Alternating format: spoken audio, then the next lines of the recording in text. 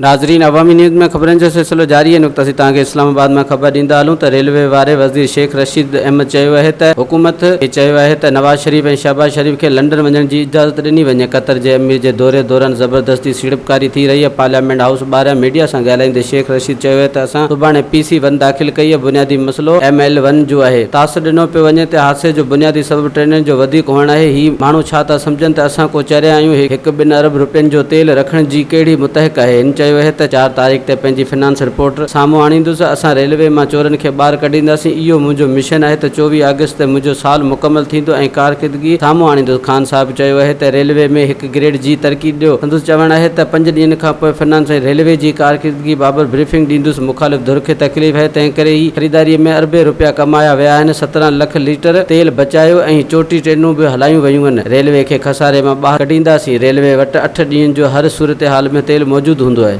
वधीक ख़बरनि ऐं तफ़सील लाइ विज़िट कयो अवामी news Facebook page, YouTube page ऐं अवामी न्यूज़ वेबसाइट।